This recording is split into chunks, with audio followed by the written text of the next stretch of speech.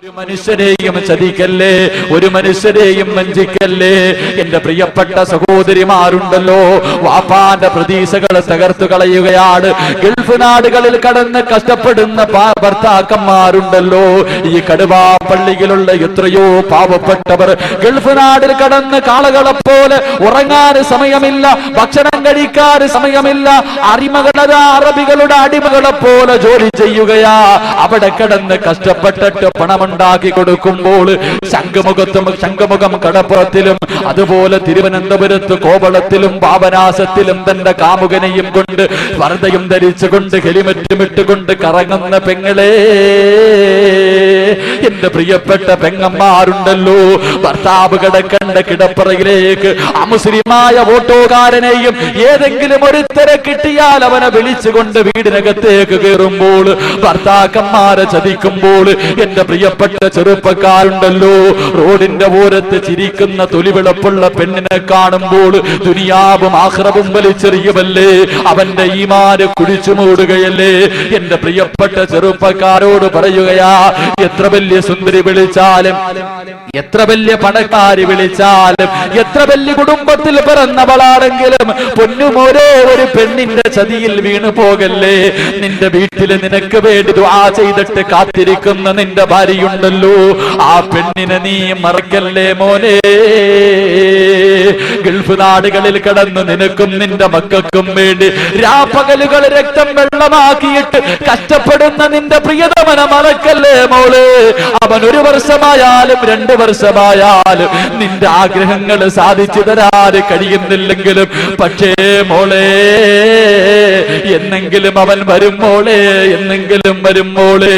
അവസരം കിട്ടുമ്പോൾ ആരും അറിയില്ലെന്ന് പറഞ്ഞിട്ട്, ആരും കാണില്ലെന്ന് പറഞ്ഞിട്ട് നിന്നെ പലരും പല മോഹവാഗ്ദാനങ്ങൾ തരുമ്പോൾ ചതിക്കുഴിയിലേക്ക് വീണു പോകല്ലേ സഹോദരാ. ഏതെങ്കിലും കടുവാ പള്ളിയിലുള്ളവര് സുന്ദരി പെണ്ണ് വിളിക്കുമ്പോൾ, എനിക്ക് നിന്നെ വേണ്ടടി, എനിക്ക് നിന്നെ വേണ്ടടി, എനിക്ക് അല്ലാഹുവിന്റെ സ്വർഗം മതിയടി എന്ന് പറഞ്ഞാൽ നിനക്ക് കിട്ടുന്ന പ്രതിഫലം എന്താണെന്നറിയുമോ? നിങ്ങൾക്ക് കിട്ടുന്ന പ്രതിഫലം എന്താണെന്നറിയുമോ? അതാ ഒരു ചെറുപ്പക്കാരൻ കമ്പോളത്തിലൂടെ നടന്നു പോവുകയാണ്. ഒരു ചെറുപ്പക്കാരൻ കമ്പോളത്തിലൂടെ നടന്നു പോവുകയാ. യാഫി എന്ന ചെറുപ്പക്കാരനുണ്ടല്ലോ, യാഫി റഹ്മത്തുള്ളാഹി കമ്പോളത്തിലൂടെ നടന്നു പോകുമ്പോൾ തന്റെ ശരീരത്തിൽ നിന്ന് സുഗന്ധമടിച്ചു വീശുകയാണ്. എല്ലാവരും ചോദിക്കുന്നു, യാഫിയേ എവിടെന്നാടായി സുഗന്ധം, എവിടെന്നാടായി സുഗന്ധം? യാഫിക പറയുകയാ, എന്റെ ശരീരത്ത് സുഗന്ധം തേച്ചിട്ടില്ല. അവസാനം യാഫി എന്ന ചെറുപ്പക്കാരൻ തന്റെ വീടിനകത്ത് വന്നിരിക്കുമ്പോൾ ഒരു മഹാനായ മനുഷ്യൻ കടന്നു വരികയാ. യാഫി റഹ്മത്തുള്ളാഹിയോട് ചോദിക്കുന്നു, മോനെ എവിടെന്നാടായി സുഗന്ധം, എവിടെ നിന്നാടായി സുഗന്ധം? സഹിക്കാൻ കഴിയുന്നില്ല മോനെ. യാഫി എന്ന ചെറുപ്പക്കാരനോട് ചോദിക്കുമ്പോൾ പൊട്ടിക്കരഞ്ഞുകൊണ്ട് തന്റെ മുഖത്തേക്ക് കൈയെടുത്തടച്ചു വെച്ചിട്ട് യാഫി എന്ന ചെറുപ്പക്കാരനൊരു കഥ പറഞ്ഞു കൊടുക്കുകയാ.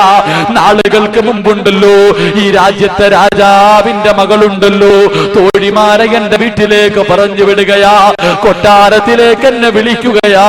കൊട്ടാരത്തിലേക്ക് ഞാൻ കടന്നു ചെന്നപ്പോൾ തോഴിമാർ ഓരോ കവാടങ്ങളും അടയ്ക്കുകയാ. അവസാനമതാ രാജാവിന്റെ കൊട്ടാരത്തിന്റെ പുന്നമകളുടെ മണിയറയ്ക്കകത്തേക്ക് കടന്നു ചെല്ലുമ്പോൾ രാജാവിന്റെ സുന്ദരിയായ മകളുണ്ടല്ലോ, ആ നാട്ടിലെ ഏറ്റവും വലിയ സൗന്ദര്യമുള്ള പെണ്ണുണ്ടല്ലോ, ഏത് ചെറുപ്പക്കാരനും ആഗ്രഹിക്കുന്ന പെണ്ണുണ്ടല്ലോ, തന്റെ ശരീരത്തിന്റെ മാംസള ഭാഗങ്ങൾ വെളിയിൽ കാണുന്ന വസ്ത്രം ധരിച്ചുകൊണ്ട് തന്റെ മുന്നിലേക്ക് കടന്നു വരികയാ. എന്നിട്ട് തന്റെ ശരീരത്തേക്ക് കെട്ടിപ്പിടിക്കുകയാ. യാഫി എന്ന ചെറുപ്പക്കാരന് ചുംബനം കൊടുത്തിട്ട് പറയുന്നു, യാഫിയേ എനിക്ക് നിന്നെ വല്ലാത്ത മോഹമാടാ, എനിക്ക് നിന്നെ വല്ലാത്ത ഇഷ്ടമാടാ. ഒരു വട്ടമെങ്കിലും എന്റെ ആഗ്രഹമൊന്ന് സാധിച്ചതാടാ. ഇതിനകത്ത് കിടന്ന് എന്ത് കാണിച്ചാലും ഒരു മനുഷ്യനും അറിയില്ലടാ. എന്റെ ആഗ്രഹം സാധിച്ചു തരാറ് തന്റെ ശരീരം കാണിച്ചുകൊണ്ട് യാഫി എന്ന ചെറുപ്പക്കാരന്റെ മുന്നിൽ രാജാവിന്റെ പൊന്നുമകൾ കിടന്ന് കേഴുകയാ. എന്നിട്ട് ഒരുങ്ങടാ എന്ന് പറഞ്ഞ് വിലപിടിപ്പുള്ള വസ്ത്രമെടുത്ത് കൊടുത്തിട്ട് മണിയ മണിയറയുടെ വാതിലടച്ചിട്ടിറങ്ങി പോകുമ്പോ യാബി എന്ന ചെറുപ്പക്കാരനതാ സുജൂദിലേക്ക് വീഴുകയാണ്, പൊട്ടിക്കരയുകയാ, പടച്ചവരോട് പറയുകയാണ്, അല്ലാഹുവേ, രാജാവിന്റെ കൊട്ടാരത്തിന്റെ മണിയറയ്ക്കകത്താണ് റബ്ബേ, ഈ പെണ്ണിന്റെ ചതിയിൽ നിന്ന് കാക്കടേ റബ്ബേ. അല്ലാഹുവേ, എനിക്ക് നീ എന്റെ ശരീരത്തിന് സ്വർഗം ഹറാമാക്കല്ല റബ്ബേ.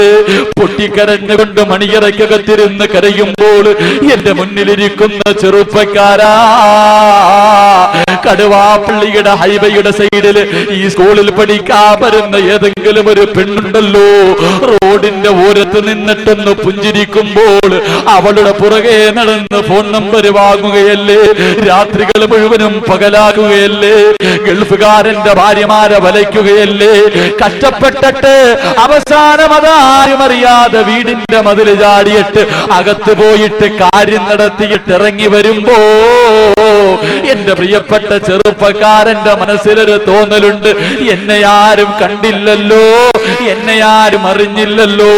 പക്ഷേ ചെറുപ്പക്കാരാ, പല നാൾ കള്ളൻ ഒരു നാൾ പിടിക്കപ്പെടും മോരെ, പല നാൾ കള്ളൻ ഒരു നാൾ പിടിക്കപ്പെടുമടാ.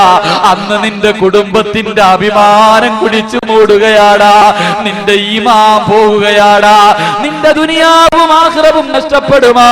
എന്റെ പ്രിയപ്പെട്ട സഹോദരിമാരോട് പറയുകയാ, കാമുകനെ വിളിച്ചിട്ട് കിടപ്പറ തുറന്നു കൊടുക്കുമ്പോൾ ആ കിടപ്പിൽ കിടന്നെങ്കാടും എന്റെ പൊന്നു പെങ്ങളെ,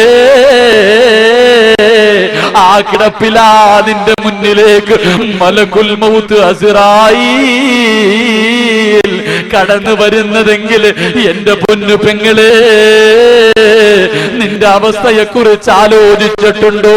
നിന്റെ മക്കളുടെ ജീവിതത്തെ കുറിച്ച് ആലോചിച്ചിട്ടുണ്ടോ?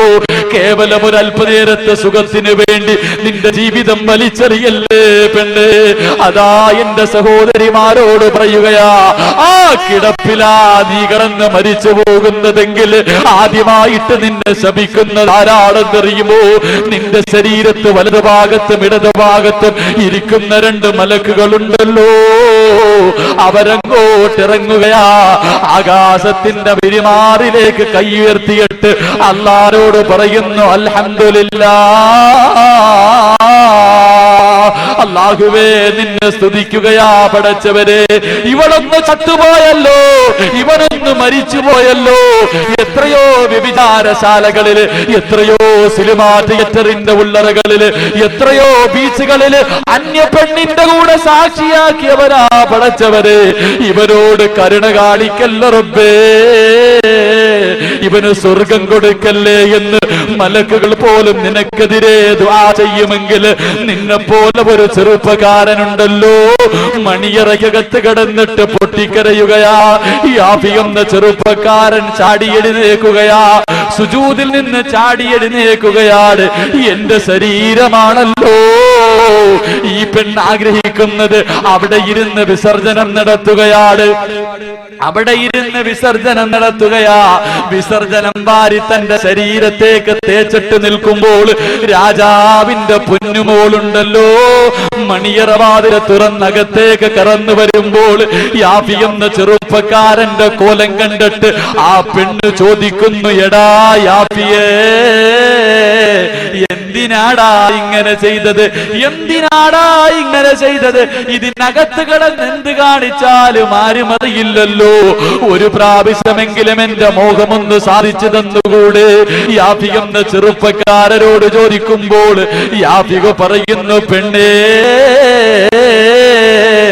ആര് കണ്ടില്ലെങ്കിലും ആരറിഞ്ഞില്ലെങ്കിലും അല്ല കാണുന്നുണ്ട് മോളെ. ഇന്നീ അഖാഫുല്ലാഹ്, പടച്ചവനെ എനിക്ക് പേടിയാടി. നാളെ പടച്ചവന്റെ മുന്നിൽ എനിക്ക് പോയി നിൽക്കണമടി. എനിക്ക് അല്ലാഹുവിന്റെ റസൂലിനോടൊപ്പം നാളെ സ്വർഗത്തിൽ പോകണമെന്ന് മോഹമുണ്ടെന്ന് പറയുമ്പോൾ എന്റെ പ്രിയമുള്ളവരെ, രാജാവിന്റെ പൊന്നമകള് മണിയറയ്ക്കകത്ത് നിന്ന് അട്ടിയോടിക്കുമ്പോൾ അതാ തന്റെ വീട്ടിലേക്ക് കടന്നു വരികയാ, കുളിച്ച് ശുദ്ധിയാവുകയാ, കിടന്നുറങ്ങുകയാണ്. തഹജ്ജുദിന്റെ സമയമാകുമ്പോൾ എഴുന്നേറ്റ് 2 റക്അത്ത് നിസ്കരിച്ചിട്ട് അല്ലാഹുവോട് തൗബ ചെയ്തിട്ട് തന്റെ ഓലപ്പരയ്ക്കകത്ത് കടന്നിറങ്ങുമ്പോൾ എന്റെ പ്രിയമുള്ളവരെ അല്ലാഹുവിന്റെ റസൂല് കടന്നു വരികയാ. ലോകത്തിന്റെ നായകൻ യാഫി എന്ന ചെറുപ്പക്കാരന്റെ കുടിലിൽ വന്നിട്ട് അസ്സലാമു അലൈക്കും എന്ന് പറഞ്ഞിട്ട് യാഫിയോട് പറയുകയാ, എഴുന്നേക്ക് യാഫിയേ, നാളെ സ്വർഗത്തിൽ എന്റെ കൂടെ കിടക്കണമെന്ന് പറഞ്ഞിട്ട് ഒരു സുന്ദരിയായ പെണ്ണുണ്ടല്ലോ, ആരും അറിയാതെ നിന്നെ വിളിച്ചപ്പോൾ വലിച്ചെറിഞ്ഞവനാണടാ നീ, എഴുന്നേക്കടാ എന്ന് പറഞ്ഞിട്ട് യാഫി എന്ന ചെറുപ്പക്കാരനെ കെട്ടിപ്പിടിച്ചൊരു ചുടുചുംബനം കൊടുത്തപ്പോൾ ചരിത്രം പറയുകയാ, തന്റെ ശരീരത്ത് നിന്ന് മരിക്കുവോളം സുഗന്ധമടിച്ചു വീശി എന്ന ചരിത്രം പഠിപ്പിക്കുമ്പോൾ എന്റെ പ്രിയപ്പെട്ട ചെറുപ്പക്കാരാ, ഒരു പെണ്ണിന്റെ തൊലിയുടെ വെളുപ്പിന്റെ മുന്നിൽ നിന്റെ ഈമാന് കുടിച്ചു മൂടല്ലേ. എന്റെ പ്രിയപ്പെട്ട പെങ്ങളെ, നിന്റെ ഭർത്താവിനെ വഞ്ചിക്കല്ലേ, നിന്റെ മാതാപിതാക്കളെ വഞ്ചിക്കല്ലേ, നിന്റെ സ്വർഗം നീ വലിച്ചെറിയല്ലേ. ഒരു ദിവസം കടുവാപ്പള്ളിയിൽ നിന്റെ വീട്ടിൽ കടന്നുറങ്ങുമ്പോ നിന്റെ വീട്ടിലേക്ക് കടന്നു വരും മോളെ, അല്ലാഹുവിന്റെ റസൂല് കടന്നു വരുമെന്ന് ചരിത്രം പഠിപ്പിക്കുമ്പോൾ എന്റെ പ്രിയമുള്ളവരെ, അല്ലാഹുവിന്റെ പ്രവാചകൻ റബിയ റളിയല്ലാഹു തആല അൻഹുവിന് കൊടുക്കുന്ന 3ാമത്തെ ഉപദേശം എന്താ? റബിയ, ആരെയും ചതിക്കല്ലേ റബിയ, വിശ്വാസ വഞ്ചന കാണിക്കല്ലേ റബിയ. അല്ലാഹുവിന്റെ പ്രവാചകൻ സല്ലല്ലാഹു അലൈഹി വസല്ലമ തങ്ങൾ റബിയ റളിയല്ലാഹു തആല അൻഹുവിന് കൊടുത്ത 3ാമത്തെ ഉപദേശം, ഒരു മനുഷ്യനെയും ചതിക്കാൻ പാടില്ല. അല്ലാഹു സുബ്ഹാനഹു വ തആല ആരെയും ചതിക്കാതിരിക്കാനുള്ള ഭാഗ്യം നൽകി അനുഗ്രഹിക്കുമാറാകട്ടെ. അല്ലാഹു ഭാഗ്യം നൽകി അനുഗ്രഹിക്കുമാറാകട്ടെ. അതുകൊണ്ട് എന്റെ പ്രിയമുള്ള സഹോദരങ്ങളെ, അല്ലാഹുവിന്റെ പ്രവാചകൻ സല്ലല്ലാഹു അലൈഹി വസല്ലമ തങ്ങൾ റബിയാന് കൊടുത്ത 4ാമത്തെ ഉപദേശം, ഒരു ഉപദേശം കൂടെ പറഞ്ഞിട്ട് ദുആ ചെയ്ത് വരിക. എന്റെ പ്രിയമുള്ള സഹോദരങ്ങളെ, റബിയ റളിയല്ലാഹു തആല അൻഹുവിന് അല്ലാഹുവിന്റെ പ്രവാചകൻ കൊടുത്ത 4ാമത്തെ ഉപദേശം, 4ാമത്തെ ഉപദേശം അല്ലാഹുവിന്റെ റസൂൽ സല്ലല്ലാഹു അലൈഹി വസല്ലമ തങ്ങൾ പറയുന്നു, വഉല്ലു അബ്സാറകും, വഉല്ലു അബ്സാറകും മേ റബിയ, നിന്റെ കണ്ണിനെ സൂക്ഷിക്കണമെന്ന് ശഫീഖുനാ റസൂലുള്ളാഹി സ്വല്ലല്ലാഹു അലൈഹി വസല്ലം. കണ്ണിനെ സൂക്ഷിക്കണം. ഇന്ന് പിന്നെ അതിനെ കൊണ്ട് പറ്റത്തില്ലല്ലോ. റോഡിൽ ഇറങ്ങിക്കഴിഞ്ഞാൽ താത്താമാർ ഇറങ്ങി വരുന്ന കണ്ടാ പിന്നെ നോക്കിപ്പോകും.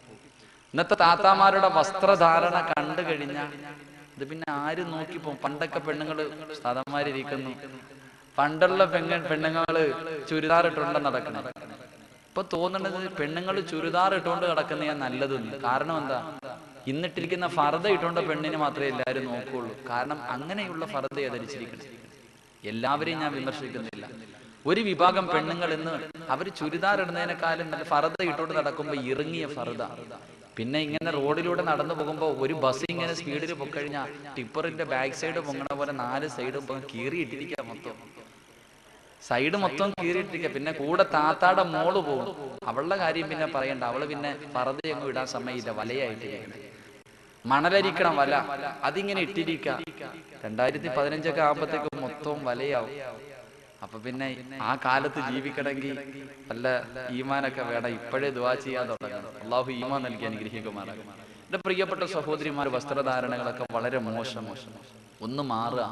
എന്റെ പ്രിയപ്പെട്ട സഹോദരിമാരോട് ചോദിക്കുക, നിങ്ങളൊക്കെ വസ്ത്രം വാങ്ങാൻ പോകുമ്പോൾ കടയിൽ പോയിട്ട് പ്രായപൂർത്തിയായ മകൾക്ക് വസ്ത്രം വാങ്ങിച്ചു കൊടുക്കുമ്പോൾ അവൾ അത് ധരിക്കുമ്പോൾ സ്വന്തം മകളുടെ ശരീരത്തേക്ക് ഒന്ന് നോക്കണം. എന്നിട്ട് നിങ്ങൾ ആലോചിക്കേണ്ട ഒരു ചോദ്യമുണ്ട്. എന്താണെന്നറിയോ? നിങ്ങളുടെ വാപ്പ ഇതുപോലുള്ള വസ്ത്രം വാങ്ങിച്ച് തന്നിട്ടുണ്ടോ ഇല്ലയോ എന്ന് ചിന്തിക്കണം. നിങ്ങൾ പർദ്ദയിട്ട താത്ത തന്റെ സ്വന്തം മകള് ശരീരം വെളിയിൽ കാണുന്ന വസ്ത്രം ധരിച്ച് നിൽക്കുമ്പോ അവളുടെ ശരീരത്തെ നോക്കിയിട്ട് സ്വന്തം ഒന്ന് ചിന്തിക്കണം, എന്റെ വാപ്പായും ഉമ്മായും എനിക്ക് ഇതുപോലുള്ള വസ്ത്രം വാങ്ങിച്ചു തന്നു. അങ്ങനെ വാങ്ങിച്ചു തന്നിട്ടുണ്ടെങ്കിൽ കൊടുത്തു, ഇല്ലെങ്കിൽ നീ അത് മാറ്റാൻ തയ്യാറാകണം. അല്ലാഹു ഈമാൻ കൊടുത്ത് അനുഗ്രഹിക്കുമാറാകട്ടെ. സഹോദരിമാരെ മാത്രം വിമർശിക്കല്ല, ചെറുപ്പക്കാരെ അതിനെക്കാളും കഷ്ടം. ചെറുപ്പക്കാരുടെ പുറകിൽ നിന്ന്, ചില ചെറുപ്പക്കാരുടെ പുറകിൽ നിന്ന് നിസ്കരിക്കാൻ പറ്റത്തില്ല. കാരണം എന്താ? ഇവൻ സുജൂദിൽ പോകുമ്പോഴും അത്തഹിയ്യാത്തിൽ ഇരിക്കുമ്പോ അകത്തിട്ടിരിക്കുന്നതിന്റെ പേര് വരെ പുറകെ ഇരിക്കുന്നവന് വായിക്കാം. 5ാം ക്ലാസ്സിൽ ഇട്ടിട്ടുള്ള ഒരു ഉടുപ്പ് എടുത്തിട്ടിട്ട് ഇവൻ വന്ന് അള്ളാഹ് അവന്റെ ഫ്രണ്ടിൽ നിന്ന് പിന്നെ നിസ്കരിക്കാൻ പറ്റത്തില്ല. ബൈക്കിന്റെ പുറകിലൊക്കെ ഇരുന്ന് പോകുമ്പോൾ നമുക്ക് കാണാം അവന്റെ കമ്പനി ഏതാണ്. അങ്ങനെയുള്ള വസ്ത്രങ്ങൾ എന്തിനാ മക്കളെ? ഇതൊക്കെ ധരിച്ചിട്ട് നിങ്ങൾക്ക് എന്ത് കിട്ടാനാ? നിന്റെ തലയിൽ എഴുതിയത് പോലെ നടക്കും. നിനക്ക് ഏതെങ്കിലും ഒരു പെണ്ണ്, ഇവൻ ഇതൊക്കെ ഇട്ടിട്ട് ചില ചെറുപ്പക്കാർ ഇങ്ങനെ കഴുത്തിലും കയ്യിലൊക്കെ ഇതിട്ട് നടക്കുമ്പോൾ പെണ്ണുങ്ങളെ വളയ്ക്കാൻ വേണ്ടിയാണ് നടക്കുന്നത്. ഇവൻ ഇങ്ങനെയൊക്കെ നടന്നാലും ഇവൻ അള്ളാഹ് ഒരെണ്ണം സൃഷ്ടിച്ചിട്ടുണ്ടല്ലോ, അതല്ലേ കിട്ടും, അതല്ലാതെ വേറെ എന്തെങ്കിലും കിട്ടും?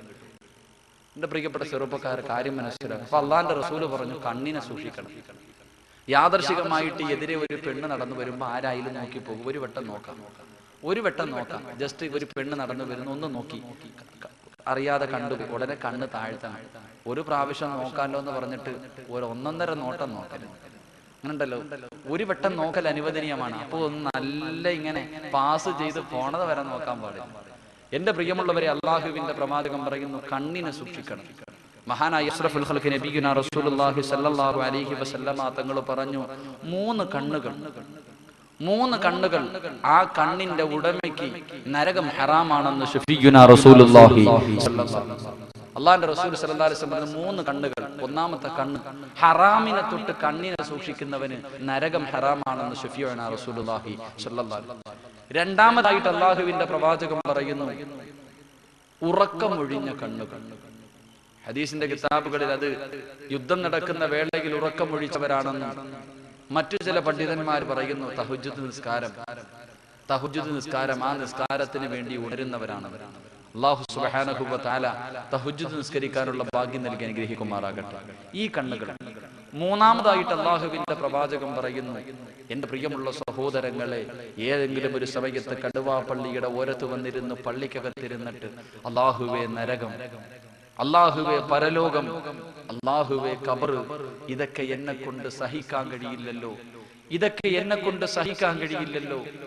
അതാ നരകത്തിന്റെ തീയിൽ എന്നെ വലിച്ചെറിയുമ്പോ ഞാൻ എങ്ങനെ സഹിക്കുമെന്ന് ഓർത്തിട്ട് നിന്റെ കണ്ണിൽ നിന്ന് ഒരു തുള്ളി കണ്ണുനീർ ഈ ഭൂമിയിലേക്ക് വീണാൽ നിന്റെ ശരീരത്തിന് നരകം ഹറാമാണെന്ന് ശഫീഉനാ റസൂലുള്ളാഹി സ്വല്ലല്ലാഹു അലൈഹി വസല്ലം. എന്റെ പ്രിയപ്പെട്ട സഹോദരങ്ങളോട് അല്ലാഹുവിന്റെ പ്രവാചകൻ പറയുന്നു, സഹാബാക്കൾ മുഴുവനും ആദം നബി അലൈഹിസ്സലാം മുതൽ സർവ്വ പ്രവാചകന്മാരും പൊട്ടിക്കരഞ്ഞത് ഈ ദിവസത്തെ കുറിച്ചല്ലേ, ഇതിനെ കുറിച്ചല്ലേ? എന്റെ പ്രിയമുള്ളവരെ, മഹാനായ ഇബ്നു ഹജർ തങ്ങളുണ്ടല്ലോ തന്റെ ശിഷ്യന്മാരോട് ഒരു ചരിത്രം പറഞ്ഞു കൊടുക്കുകയാണ്. ഇബ്നു ഹജർ തങ്ങൾ അതാ ഒരു സംഭവം പറഞ്ഞു കൊടുക്കുന്നു. അല്ലാഹുവിന്റെ പ്രവാചകൻ സല്ലല്ലാഹു അലൈഹി വസല്ലമ തങ്ങൾ അതാ ഒരു ദിവസം അല്ലാഹുവിന്റെ പ്രവാചകന്റെ മുന്നിലേക്ക് ജിബ്രീൽ കടന്നു വരികയാണ്. അല്ലാഹുവിന്റെ റസൂൽ അതാ കരഞ്ഞുകൊണ്ടിരിക്കുന്നു. ജിബ്രീൽ അലൈഹിസ്സലാം മസ്ജിദ് നബവി ഉണ്ടല്ലോ, കഅബാലയത്തിന്റെ കില്ല പിടിച്ചിട്ട് പാതിരാത്രിയിൽ നിന്ന് കരയുകയാണ്. അല്ലാഹുവിന്റെ റസൂൽ ഉറക്കത്തിൽ നിന്ന് എഴുന്നേറ്റ് നോക്കുമ്പോൾ ആരോ കരയുന്ന ശബ്ദം കേൾക്കുന്നു. അല്ലാഹുവിന്റെ പ്രവാചകൻ എഴുന്നേറ്റ് നോക്കുമ്പോൾ പാതിരാത്രിയിൽ കഅബാലയത്തിന്റെ കില്ല പിടിച്ചിട്ട് മഹാനായ ജിബ്രീൽ അലൈഹിസ്സലാം കരഞ്ഞുകൊണ്ടിരിക്കുകയാണ്. അല്ലാഹുവിന്റെ റസൂൽ ചോദിച്ചു, ജിബ്രീലേ, എന്തിനാ നീ കരയുന്നത്? ആ അവസരത്തിൽ അല്ലാഹുവിന്റെ റസൂലിനോട് ജിബ്രീൽ പറയുന്നു, യാ റസൂലല്ലാഹ്, അല്ലാഹുവിന്റെ നരകത്തെ കുറിച്ച് ഓർത്തിട്ട് കരഞ്ഞതാ നബിയേ, അള്ളാന്റെ ശിക്ഷയെ കുറിച്ച് ഓർത്തിട്ട് കരഞ്ഞതാ നബിയേ, നാളെ പരലോകത്ത് നിൽക്കുന്നതിനെ കുറിച്ച് ഓർത്തിട്ട് കരഞ്ഞതാ നബിയേ. അല്ലാഹുവിന്റെ പ്രവാചകനോട് ജിബ്രീൽ പറയുന്നു, യാ റസൂലല്ലാഹ്, അതാ ഞാൻ പടച്ചവന്റെ മുന്നിൽ നിൽക്കുമ്പോൾ നരകം കടന്ന് വിളിച്ചു പോവുകയാ, എനിക്ക് ദാഹിക്കുന്നു എന്ന് പറഞ്ഞുകൊണ്ട് ഖബർ കടന്ന് വിളിച്ചു പോകുമ്പോൾ അല്ലാഹുവിന്റെ റസൂൽ പറയുന്നു ജിബ്രീലിനോട്, പടച്ചവൻ പറഞ്ഞു, ജിബ്രീലേ, അതുകൊണ്ട് വന്നൊടിച്ചു കൊടുക്ക് ജിബ്രീലേ, ജിബ്രീൽ അലൈഹിസ്സലാം നരകത്തിന്റെ മുകളിൽ വന്നിട്ടതാ നരകത്തിലേക്ക് കുറച്ച് വെള്ളം ഒഴിച്ചു കൊടുക്കുകയാ. ആ വെള്ളം അങ്ങോട്ട് ഖബറിൽ അതാ നരകത്തിലേക്ക് വീണപ്പോൾ നരകം അതാ മിണ്ടാതെ നിൽക്കുകയാ.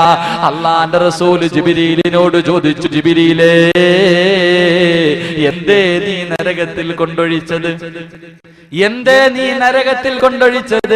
അല്ലാഹുവിന്റെ റസൂലിനോട് ജിബ്രീൽ പറയുന്നു, യാ റസൂലല്ലാഹ്, ദുനിയാവിന്റെ തൊലിക്ക് മുകളിൽ ജീവിക്കുമ്പോൾ അല്ലാഹനെ കുറിച്ച് ഓർത്തിട്ട് കരഞ്ഞ കണ്ണീരുണ്ടല്ലോ, ആ കണ്ണീരാ നബിയേ നരകം കടന്ന് വിളിച്ചപ്പോൾ അതിനകത്ത് കൊണ്ടൊഴിച്ചതെന്ന് അല്ലാഹുവിന്റെ റസൂലിനോട് പറയുമ്പോൾ എന്റെ പ്രിയമുള്ളവരെ, നിന്റെ കണ്ണിൽ നിന്ന് വീഴുന്ന ഒരു തുള്ളി കണ്ണുനീരുണ്ടല്ലോ, ആ കണ്ണീരിന്റെ വില എന്താണെന്നറിയുമോ?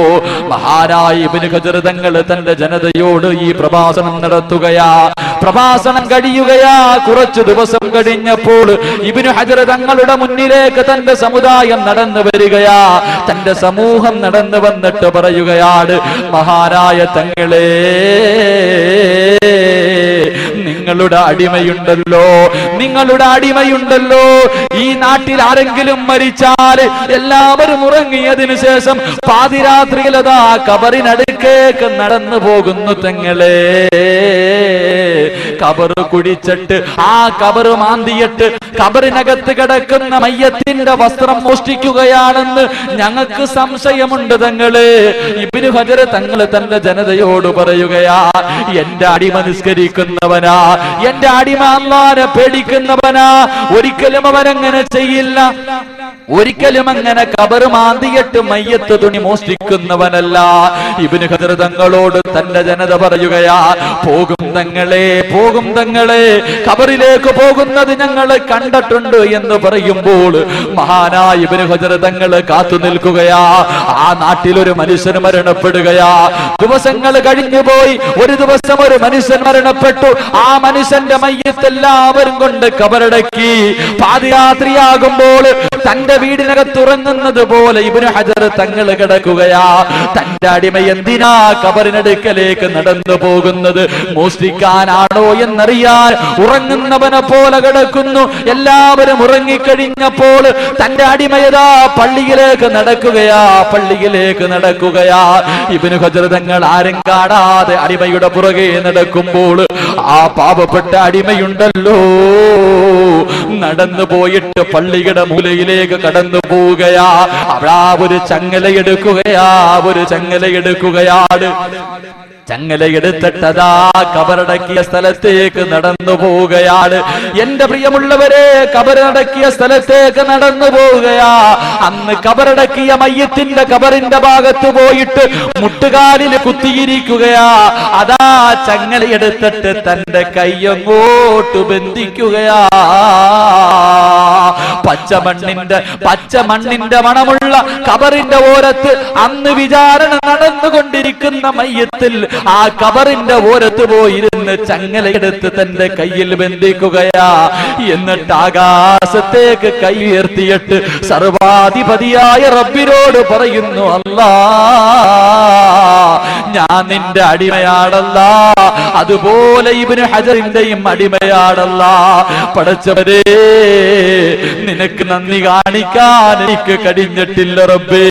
എന്റെ നിസ്കാരങ്ങൾ ശരിയല്ല റബ്ബേ, എന്റെ ദിക്റുകൾ ശരിയല്ല റബ്ബേ, എന്റെ ഖുർആനോദൽ ശരിയല്ല റബ്ബേ, എല്ലാ ന്യൂനതകൾ കൊണ്ട് നിറച്ചതാണ് റബ്ബേ. അല്ലാഹുവേ, നിന്റെ നരകത്തിന്റെ തീ എനിക്ക് സഹിക്കാൻ കഴിയില്ല റബ്ബേ. നാളെ നിന്റെ മുന്നിലേക്ക് വരുമ്പോ എന്നെ വിളിച്ചു നിർത്തിയിട്ട് എന്തേ ഇത് ചെയ്തില്ല എന്ന് നീ എന്നോട് ചോദിക്കല്ല റബ്ബേ, എനിക്ക് സഹിക്കാൻ കഴിയില്ലെന്ന് പറഞ്ഞിട്ട് ആ കബറിന്റെ ഓരത്തിരുന്നിട്ട് പൊട്ടിക്കരയുകയാണ്. ഇബ്നു ഹജർ തങ്ങൾ പറയുന്നു, പടച്ച റബ്ബേ, നിന്നെ കുറിച്ച് ഓർത്ത് കരഞ്ഞു കഴിഞ്ഞാൽ, നിന്റെ അദാബിനെ കുറിച്ച് ഓർത്ത് കരഞ്ഞു കഴിഞ്ഞാൽ റബ്ബേ, നരകത്തിന് ഹറാമാണല്ല എന്റെ ശരീരം എന്ന് പറഞ്ഞുകൊണ്ട് തന്റെ കബറിന്റെ മുന്നിലിരുന്നിട്ട് കരയുമ്പോൾ ഇബ്നു ഹജർ തങ്ങൾ പതുങ്ങിയിരുന്നിട്ട് നോക്കുകയാണ്. എന്താ തന്റെ അടിമ ചെയ്യുന്നത്? എന്താണ് തന്റെ അടിമ ചെയ്യുന്നത്? അവിടുന്ന് നോക്കുമ്പോ അല്ലാഹുവിന്റെ ഖുർആനിന്റെ ഒരു ആയത്തോതുകയാണ്. പരിശുദ്ധ ഖുർആനിന്റെ ഒരു ആയത്തോതുകയാണ്. ഇന്നാ ലദൈനാ അൻകാലം വജഹീമാ. ഇബ്നു ഹജർ തങ്ങളുടെ അടിമയുണ്ടല്ലോ, കബറിനടുക്കലിരുന്നിട്ട് ഖുർആനിന്റെ ആയത്തോതുകയാ. ഇന്നാ ലദൈനാ അൻകാലം വജഹീമാ. പടച്ചവനെ, നാളെ നിന്റെ തീക്കുണ്ടാരത്തിലേക്ക് ചങ്ങല ചങ്ങലയിൽ കെട്ടിയിട്ട് മനുഷ്യനെ കൊണ്ടുവരുമല്ലോ, അതെന്നെ സഹിക്കാൻ കഴിയില്ലെന്ന് ഓർത്തുകൊണ്ട് ഇബ്നു ഹജർ തങ്ങളുടെ അടിമയിരുന്നിട്ട് കരഞ്ഞുകൊണ്ടിരിക്കുമ്പോൾ മഹാനായ ഇബ്നു ഹജർ തങ്ങളുണ്ടല്ലോ തന്റെ അടിമയുടെ മുന്നിലേക്ക് കടന്നു വരികയാ. കെട്ടിപ്പിടിച്ചിട്ട് പറയുന്നു, അടിമയോട് പറയുന്നു, ഇന്ന് മുതൽ ഞാൻ നിന്റെ അടിമയാ, നീ എന്റെ യജമാനനാ. എനിക്കിങ്ങനെ കരയാൻ കഴിഞ്ഞില്ലല്ലോ. അവസാനം എന്റെ പ്രിയമുള്ളവരെ ചരിത്രം പറയുകയാ, ഖബറിന്റെ അപ്പുറവും ഇപ്പുറവും ഇരുന്നിട്ട് രണ്ടുപേരും കരയുകയാ. അല്ലാഹുവിന്റെ പള്ളിയുടെ മിനാരത്തിൽ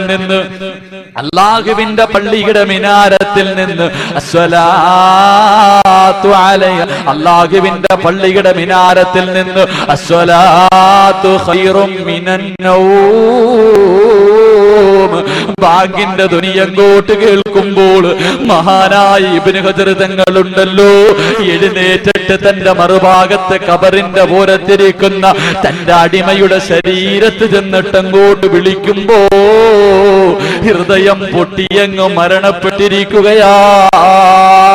എന്റെ ഫ്രണ്ടിലിരിക്കുന്ന എന്റെ പ്രിയപ്പെട്ട സഹോദരങ്ങളോട്, എന്റെ പ്രിയപ്പെട്ട പെങ്ങളോട് എന്തെല്ലാം കണ്ട് കരഞ്ഞു ചെറുപ്പക്കാരാ. എത്രയോ സീരിയൽ കണ്ടിട്ട്, ആകാശദൂത് കണ്ടിട്ട് പൊട്ടിക്കരയുന്ന പെങ്ങള്, കുങ്കുമപ്പൂ കണ്ടിട്ട് പൊട്ടിക്കരയുന്ന പെങ്ങള്, ദുനിയാവിന് വേണ്ടി പൊട്ടിക്കരയുന്ന സഹോദരങ്ങള്. പക്ഷേ ഇന്ന് വരെ നിനക്ക് വേണ്ടി അല്ലാഹുവിന്റെ അദാബിനെ കുറിച്ചോർത്തിട്ട് നിന്റെ കണ്ണിൽ നിന്ന് ഒരു തുള്ളി കണ്ണുനീര് വീണിട്ടുണ്ടോ? അവസാനമായിട്ട് അല്ലാഹുവിന്റെ റസൂല് പറയുകയാ, അല്ലാഹുവിന്റെ പ്രവാചകൻ പറയുന്നു, യാ അയ്യുഹന്നാസ്, അല്ലയോ ജനങ്ങളെ, തുബുക്കൂ, നിങ്ങളൊന്ന് കരയണേ. അല്ലാഹുവിന്റെ പ്രവാചകൻ പറയുന്നു, നിങ്ങളൊന്ന് കരയണം. നിങ്ങൾ ദുആ ചെയ്യുന്ന സമയത്ത് പൊട്ടിക്കരയണം. നിനക്ക് കരച്ചിൽ വന്നില്ലെങ്കിൽ നീ ഒന്ന് കരയുന്നവനെ പോലെ അഭിനയിക്കണേ. അല്ലാഹുവിന്റെ റസൂല് പറയുന്നു, ദുആ ചെയ്യുമ്പോ നീ കരയണം. നിനക്ക് കരച്ചിൽ വന്നില്ലെങ്കിൽ കരയുന്നവനെ പോലെ ഒന്ന് അഭിനയിക്കണേ. അങ്ങനെ നിനക്ക് കരയാൻ കഴിഞ്ഞില്ലെങ്കിൽ ഫൈന അഹ്ലന്നാരി യബ്കൂ, നാളെ നരകവാസികൾ കടന്ന് കരയുകയാ. നരകത്തിൽ കടന്ന് കരയേണ്ടി വരും, നരകത്തിൽ കടന്ന് വിളിക്കേണ്ടി വരും. നരകവാസികൾ എങ്ങനാ കരയുന്നതെന്നറിയുമോ? കരഞ്ഞ് കരഞ്ഞ് അവന്റെ മുഖത്ത് പാടുണ്ടാവുകയാ.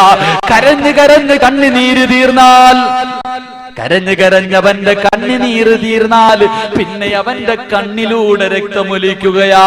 ഹദീസിന്റെ പണ്ഡിതന്മാര് പറയുകയാ, അല്ലാഹുവിന്റെ റസൂല് പറയുകയാ, നരകവാസികൾ കരഞ്ഞ കണ്ണീരിന്റെ മുകളിലൂടെ കപ്പലോടിക്കാൻ കഴിയുമെന്ന് റൂഹി ഫിദാ നബി മുഹമ്മദ് മുസ്തഫ സല്ലല്ലാഹു അലൈഹി വസല്ലമ തങ്ങൾ പറയുന്നു, നാളെ നരകത്തിൽ കടന്ന് കരയേണ്ടി വരും. അതുകൊണ്ട് ദുനിയാവിൽ ജീവിക്കുമ്പോ ദുആ ചെയ്യുമ്പോ നീ ഒന്ന് കരയണം. കരച്ചില് വന്നില്ലെങ്കിൽ കരയുന്നവനെ പോലെ ഒന്ന് അഭിനയിക്കണം. അങ്ങനെ നീ കരഞ്ഞില്ലെങ്കിൽ നാളെ നരകത്തിൽ കടന്ന് നീ കരയണം. കരഞ്ഞ് കരഞ്ഞ് നിന്റെ കണ്ണുനീര് തീർന്ന പിന്നെ നിന്റെ കണ്ണിലൂടെ രക്തമൊലിക്കാൻ തുടങ്ങും. ആ ഒലിച്ചു കിടക്കുന്ന കണ്ണീരിന്റെയും രക്തത്തിന്റെയും മുകളിലൂടെ കപ്പല് പോലും ഓടിക്കാൻ കഴിയുമെന്ന് പ്രവാചകൻ സല്ലല്ലാഹു അലൈഹി വസല്ലം പറഞ്ഞു തരുമ്പോ, എന്റെ പ്രിയമുള്ളവരെ, നിങ്ങളുടെ ശരീരം നരകത്തിന് ഹറാമാക്കണം. നരകത്തിന് നിന്റെ ശരീരം കൊണ്ട് നരകത്തിലിട്ടാലും തീ തൊടാൻ പാടില്ല. അതിനെന്താണ് ചെയ്യേണ്ടത്? ഏതെങ്കിലും ഒരു ദിവസം എവിടെയെങ്കിലും ഇരുന്നിട്ട് നിന്റെ കണ്ണിൽ നിന്ന് പടച്ചവന്റെ അദാബിനെ കുറിച്ച് ഓർത്ത്, നരകത്തെ കുറിച്ച് ഓർത്തിട്ട് ഒരു തുള്ളി കണ്ണുനീര് വീണാൽ നിന്റെ ശരീരത്തിന് നരകം ഹറാമാണെന്ന് ഷഫീഉനാ റസൂലുള്ളാഹി സ്വല്ലല്ലാഹു അലൈഹി വസല്ലം. അല്ലാഹു സുബ്ഹാനഹു വ തആല കാര്യങ്ങൾ മനസ്സിലാക്കാനുള്ള ഭാഗ്യം നൽകി അനുഗ്രഹിക്കുമാറാകട്ടെ. അല്ലാഹുവിന്റെ ഭയാനകമായ ശിക്ഷയിൽ നിന്ന് അല്ലാഹു നമ്മളെ രക്ഷിക്കുമാറാകട്ടെ. ഇൻഷാ അല്ലാഹ് 9:45 നിസ്കരിക്കേണ്ടത് നാളത്തെ സുബ്ഹി നിസ്കരിക്കേണ്ട രീതിയും കൂടെ പറഞ്ഞിട്ട് സന്തോഷത്തോടെ ദുആ ചെയ്യാം. അല്ലാഹു ഭാഗ്യം നൽകി അനുഗ്രഹിക്കുമാറാകട്ടെ. നാളെ സുബ്ഹി നിസ്കരിക്കൂ, നാളെ സുബ്ഹി നിസ്കരിക്കൂ എന്നുള്ളവരെന്ന് കൈവക്കുക. ഈ പറയണ രീതിയിൽ പൊക്കാത്ത ആരെങ്കിലും ഉണ്ടോ? കൈ പൊങ്ങാത്തയാണ്. അല്ലാഹുവേ പടച്ചവനെ, ഈ കൈ പൊക്കിയവർക്കൊക്കെ ഹൗലുൽ കൗസറിലെ വെള്ളം കുടിക്കാൻ ഭാഗ്യം കൊടുക്കണേ തമ്പുരാനെ. പൊക്കാത്തവർക്ക് ഒരവസരം കൂടെ നിസ്കരിക്കുന്നുള്ളൊരു കൈ പൊക്കിക്കുക. പോക്ക് ഹൗദി കൗസറിന് വെള്ളം കിട്ടണം ഇല്ലേ? ഹൗദുൽ കൗസർ കൈതാത്ത് അള്ളാന്റെ റസൂൽ സല്ലല്ലാഹു അലൈഹി വസല്ലം ഹൗദുൽ കൗസറിന്റെ വെള്ളം എല്ലാവരുടെ കയ്യിലാണ് കൊടുക്കണം. എല്ലാവരുടെ കയ്യിലാണ് ഹൗദുൽ കൗസറിലെ വെള്ളം കൊടുക്കണേ. ഒരാളുടെ മാത്രം വായിൽ ഒഴിച്ചു കൊടുക്കും. ആരുടെ വായിൽ?